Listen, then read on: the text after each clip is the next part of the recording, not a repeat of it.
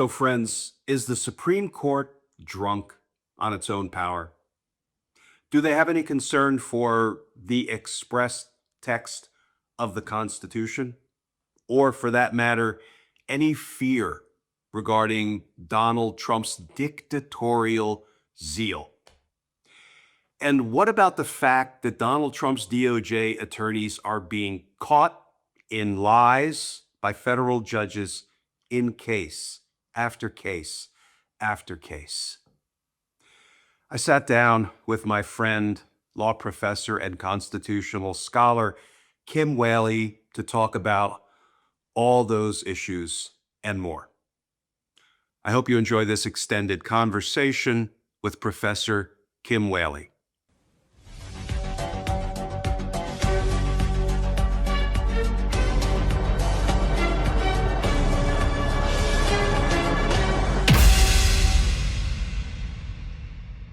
One.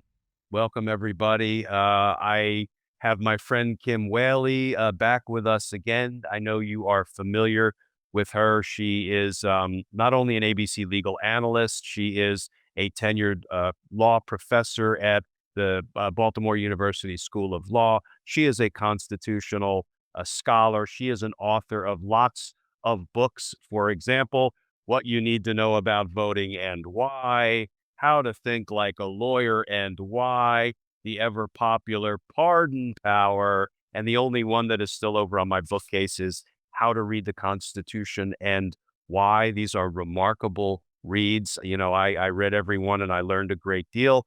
So Kim, thanks for jumping on with us. I am really looking forward to just kind of doing a legal roundup today. It's thanks for having me, Glenn. You know how much I enjoy chatting with you both on air, on Substack, and offline. It's been one of the benefits of the Trump years is getting to know someone like you.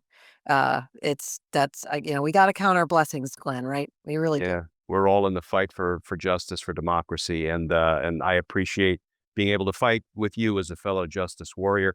So I'm going to just list some stuff that has happened over the last 48 hours, and then I'm going to toss it to you, and you kind of talk about what you think are some of the more significant developments and what we can read into them. So we have to start with the election results. I mean, it was damn near a clean sweep. I think when I saw things like my home state of New Jersey. I'm a gutter kid from Jersey. And I saw that counties like Passaic, which went for Trump in the last election, went like 12 or 14 points for Mikey Sherrill.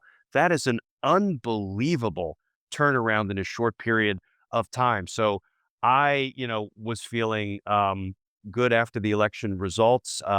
We'll see how long that good feeling lasts. But if we add that together with, I think, a SCOTUS argument on the tariffs that, we saw even some of the kind of right wing conservative justices say some things that were really critical about what Donald Trump, the Department of Justice, Solicitor General John Sauer, were trying to sell to the justices about this being a presidential power. We have a judge ruling on the SNAP issue, right? Food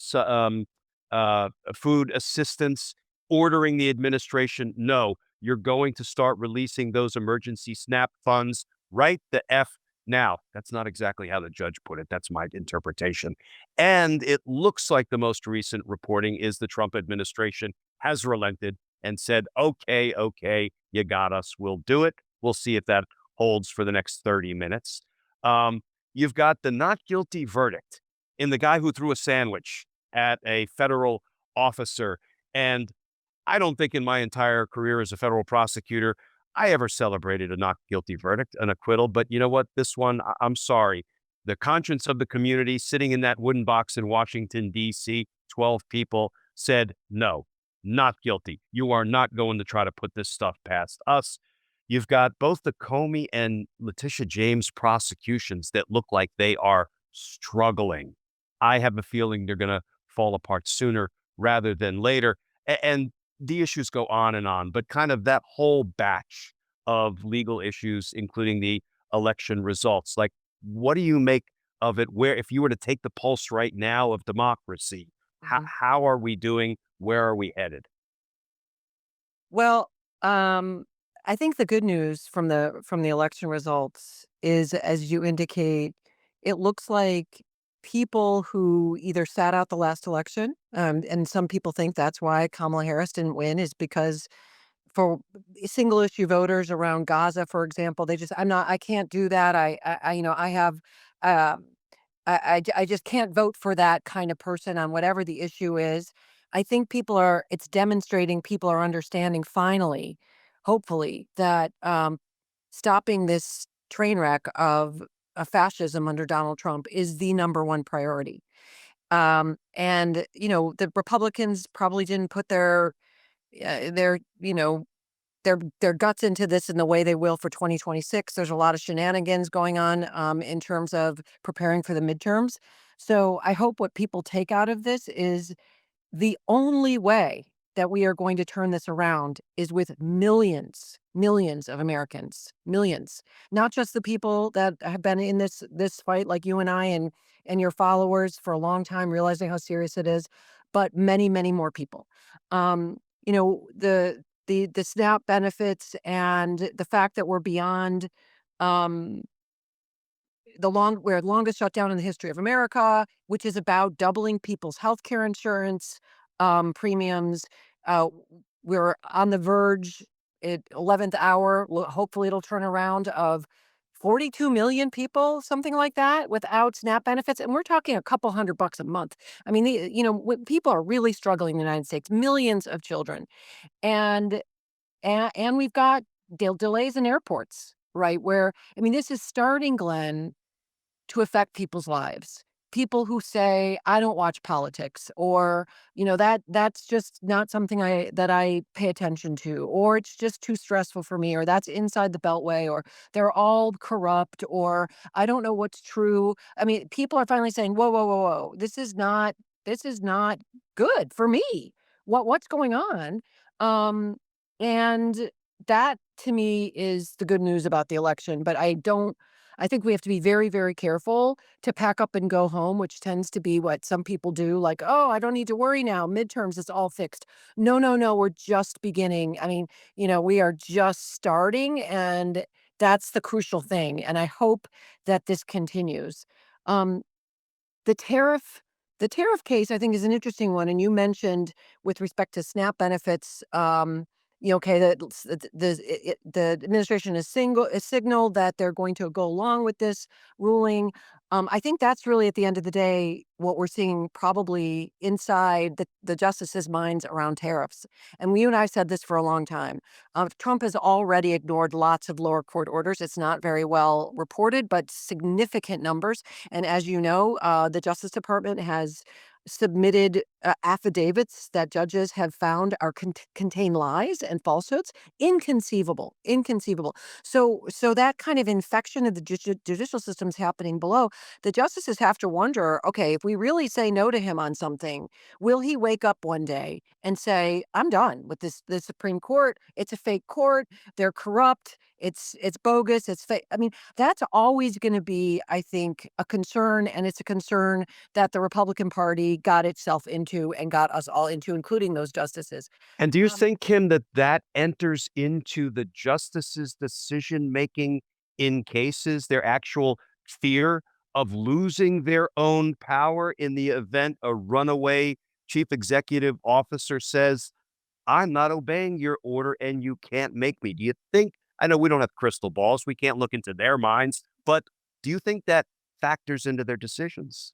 I think it has to, because this court is drunk on its own power. I mean, the way reversing precedent, distorting the plain language of the United States Constitution, manufacturing immunity for presidents, which is a lot of reason why we're here. There's no checks on this man, we all knew who he was before he took office. People voted for him knowing who he was.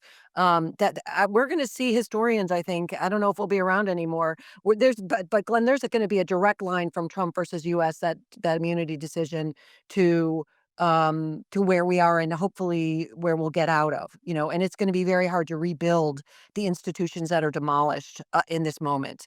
Um, Now, I do think it was clear Justices Kavanaugh and Alito are going to vote for Donald Trump in this tariff case. But just so your viewers understand, and you mentioned it, the bottom line is the U.S. Constitution gives the Congress express power to over tariffs. Congress passed a law relating to emergency powers. It says nothing about tariffs. Donald Trump used that to basically take the power from Congress for himself. In the lower courts, his lawyers argued that, listen, that statute should be read more broadly. In the Supreme Court, they've kind of taken a new tune. They're basically saying, we don't need the statute. This is foreign affairs, which is the president's authority. That's not in the Constitution, but essentially saying the ability to do foreign affairs requires basically Congress's power over tariffs. So if the Supreme Court agrees with with Donald Trump, they are literally taking a core express power of the United States Congress and giving it to Donald Trump. And if you do it under the Constitution, that's the constitutional right of the president, there's no going back. Yeah. Right, so I think they have to understand that the impact on the global economy is disastrous. Tariffs are causing inflation. There's all kinds of numbers about job losses and food costs. I mean, we're all living it, and it affects our standing globally. It affects the value of the dollar and the legitimacy of the U.S. economy as the kind of the leading powerhouse, which gives us what people call soft power. It gives us authority around the globe to negotiate other kinds of things. That's exactly why Justice Kavanaugh wants to give this power to Donald Trump. But I think the justices have to know, wait, this is actually not good for maybe some of our friends on Wall Street, or some of our friends who are billionaires, or some of our friends in other parts of the world. So I do think it's going to be a split decision. I think it was pretty clear from the ruling, from the oral argument, that he's going to lose. How they frame that to make sure he doesn't get angry with them and say, "I'm done." I don't know. And one thing you didn't mention, I don't know if you saw, Glenn, there was the Ozempic, the announcement of the deal on Ozempic in the White House. The CEO or a senior person, Ozempic, literally passed out. Yeah. Donald Trump was like sleeping during that, and then when this man collapsed on the floor, he was standing there, almost like he wasn't even on top of what's going on. So we have all of this stuff happening, and you have to wonder, i- is he even making these decisions, or where is he in this? I mean, that was the other thing. I think I'm no psychologist, but that, or doctor, but that's another element here that I think is complicating where we are. Um, I have believed for a long time that people surrounding Donald Trump, whether they're, the folks who put together Project 2025, or, I mean, who knows? I have always felt like they were just drafting executive orders and sliding them under his nose, and he was signing them. They were telling him, whatever, this is great for your legacy. It's all constitutional. Don't worry about it. If he even cares whether these things are constitutional. But I don't think Donald Trump has been orchestrating really any of what has been going on. I'll go back to just 3 days into his term on January 23rd, when a Reagan appointed judge, John Coffenauer, looking at Donald Trump's, executive order trying to cross out of the Constitution the guarantee of birthright citizenship. And Judge Coffenauer said two things. One, this is blatantly unconstitutional.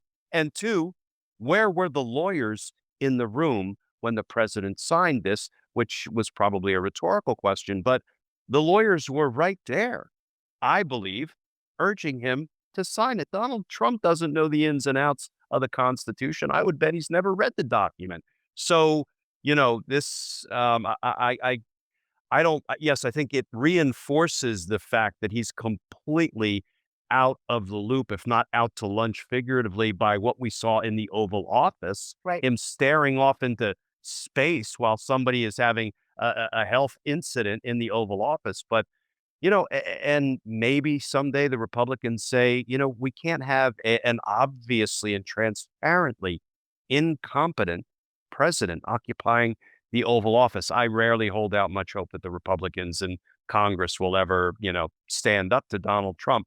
But let me shift focus a little bit. Um, what did you make of the not guilty verdict in the assault on a police officer case that was just handed down by the jury, I think yesterday? Yeah, I mean, It's almost like a clown show that they actually insisted on moving forward with that, and we're also haven't talked about the horrific videos we continue to see of the extraordinary abuses by ICE agents dragging some preschool teacher out of a school in front of little kids. One man, assuming these videos are accurate, having a seizure, like, while they're arresting him, the level of trauma that is happening in this country, and where are the lawsuits and the judges and the prosecutions of this unconstitutional, blatantly illegal behavior? Who even are these people? I mean, are they ICE? Are they government contractors? The other thing that the Supreme Court just heard, and I did a column on this, and it's not being reported about at all, was a oral argument on a case involving an attempt by one of the biggest military contractors, billions in dollars of contractors, to extend immunity to contractors. Again, on this theory of just constitutional expansiveness, that basically anything that involves wartime, they should get immunity from state negligence law. And this was on Agram Air Force Base in Afghanistan, and one of their employees made a suicide vest, went to a 5K and blew it up and killed 5 people, himself injured 17 others. There's one of the soldiers sued. So um uh, you know this is we're at this moment with the United States Constitution where we're seeing it being abused and shredded, and then you've got the the Department of Justice, using our taxpayer dollars to go after somebody who threw a sandwich at an officer. I just, I'll put one footnote on the Donald Trump not making decisions. The one thing he might be deciding, Glenn, is retribution. Hmm. I mean, Oh, and it might not be working out for him, but that's clearly that's something it sounds like he's probably locked in on, having sat through a trial himself and getting 34 felony convictions in Manhattan. He's angry. So that piece I think is there. But it's absurd. And the problem is I think it tortures and distorts people's understanding of how the law is supposed to work. yeah. Like, how can you hold both of those things in your head at the same time? No, I agree with you that I don't think he will forget the people that he perceived did him wrong or called out his, lawlessness, his abuse of the Constitution. Yeah, that I do believe he's directing. But you know what? I don't believe for a minute he's going to be successful. I was in the courtroom both during the Comey arraignment and the Letitia James arraignment, and obviously we're watching these discovery battles that are going on. We're watching how a judge has required the Department of Justice, the prosecutors, to turn over all of the audio recordings, including everything Lindsay Halligan said in the grand jury. And they are trying to find workarounds to avoid complying with that order. They've just appealed it from the magistrate judge to the full judge. And here is, I don't know how you feel about this, but I think they may be so desperate not to let the judge and by extension, ultimately the American people see what Lindsay Halligan did in the grand jury, that if push comes to shove, they could always just move to dismiss the case rather than comply with the order to turn over the audio recordings of Lindsay Halligan's grand jury presentation. I don't know that, again, that's crystal ball stuff, but boy, I think both of these prosecutions, the James prosecution and the Comey prosecution, are going to fail spectacularly, probably sooner rather than later. Listen, the judicial system, with the exception of the Supreme Court, is functioning. When I say the exception of the Supreme Court, there were 6 judges who said the birthright citizenship clause is the birthright citizenship clause. When it went up to the Supreme Court, they took it on one of these shadow docket things. They manufactured some ruling about universal injunctions and let the executive order stand. Um, but I'm proud to be part of the legal community. And as I explained to law students, I have constitutional law students this fall. You cannot have garbage facts in front of a judge. It doesn't. I mean, the system is set up to make sure the jury only hears evidence that is reliable and verifiable and accurate. And and if you can't produce that, the case goes away.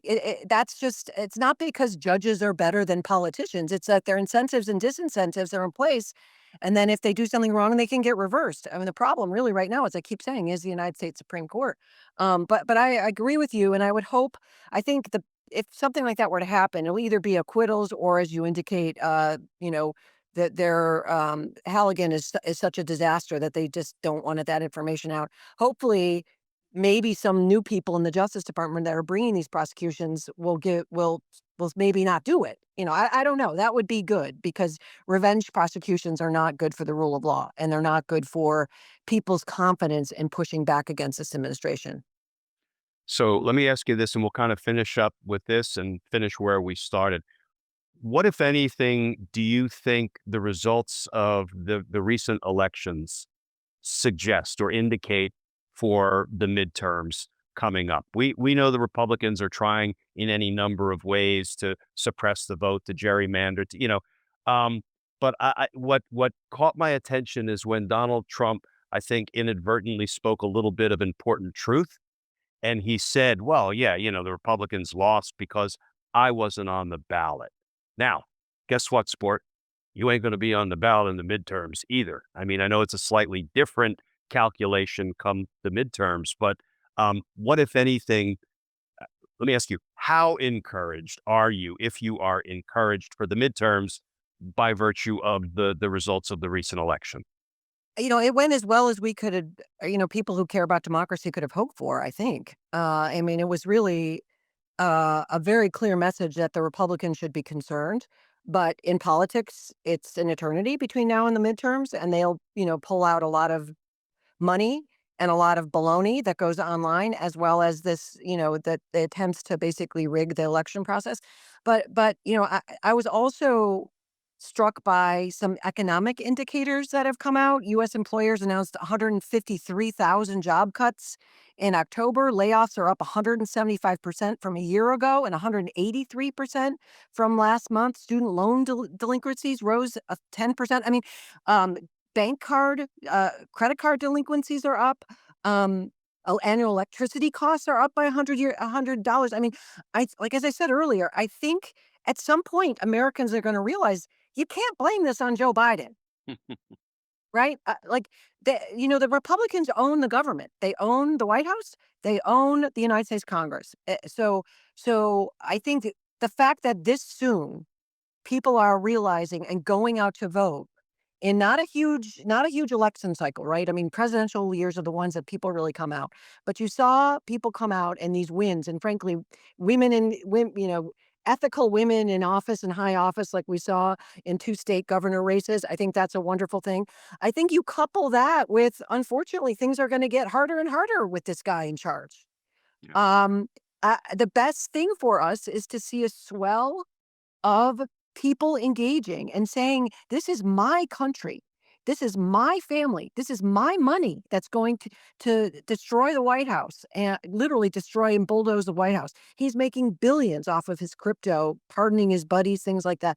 And I think there could be a turn. This shows maybe a turning point where Americans are like, "No, this is our country, and it's not blue versus red. It's we the people." Right? Our ancestors, some of our ancestors fought a Revolutionary War around that. And Glenn, that was like so radical. They came from a continent where there was hereditary monarchies for thousands of years. And they came to the United States and they said, "No, we don't want that anymore." And they really broke new ground on a system of government, in theory, that really is about the power in the people. And our system wasn't going well for quite a long time. Uh, the Supreme Court had demolished a lot of the Voting Rights Act. There's so much money in politics. Things have not been working for the American people for a long time. And I think, best case scenario, not only do we come out of this, but we come out of this and build something better. And that was not going to happen without this kind of rupture. And unfortunately, people have to feel it in their lives, I think, to actually make this a priority. And the only way we will be in a position to build something better if we hold accountable the people who are responsible for trying to destroy this democracy, trying to destroy and undermine the legitimacy of our institutions of government. If we neglect, again, to hold them accountable, the way I think Merrick Garland, unfortunately, was not up to the task to holding Trump and company accountable the first time around, then I think we have given up all hope of building something better or even rebuilding what we had. Well, people are gonna do bad things if there's not a consequence. Yeah. So there has to be a consequence, or will continue to live in a lawless society and just hope that only the good guys get in power and that will check themselves. The George Washingtons that declined a third term in office and was offered a crown and said no. I mean, we can hope for that, Glenn, but in this moment, they're few and far between in terms of the folks that are in power. So I think you're right. There has to be some kind of truth and reconciliation committee, process. There has to be, widespread accountability for these crimes, these transgressions of laws. So the message is clear. This is not working. It's not going to be acceptable in American government again. But without that, I agree. We're just passing on this mess to our children and our grandchildren, and that's the part that keeps me in the fight. Yeah, and that's why we will continue to fight for our children, for our grandchildren, for everybody's children and Yes, grandchildren. I want our kids and our grandkids to be able to experience what we experienced growing up, and not have to worry about whether they're going to live in a democracy or a dictatorship. Plenty of other things to worry about. Worry about policy, yes. but Right. Worry if they post something on Instagram or Snapchat that there's going to be the government's going to be push back on that or them or their friends. I mean, that's we can't even fathom what that is like to live in that kind of a country. We've been very, very blessed. yeah. And I don't want my kids to have to think about that. And the same with everybody on this call. And that's why we're here fighting. And we will continue to fight all day, every day. So thank you for jumping on, Kim. Let's plan to try to do it again next week when we have more legal developments. And hopefully we will continue to move in a good direction. I think the last 48 hours have nudged us in a good direction. Not that we're going to rest on our laurels Um, by any means. I think we're just getting warmed up and It's we're the going to have best to news. stay in the fight. It's the best news we've had since January 25th, or frankly, since November of Yeah. 2024. And let me just add to your folks, I have my own Substack, so please follow if you want to get breakdowns of legal news. I call it the Little Law School. Yes, please follow Kim's Substack. And Kim, thank you for always being willing to jump on with us. Oh, it was such a pleasure. All Thanks, right. Glenn. Right, bye. See you, everybody. Bye, everybody.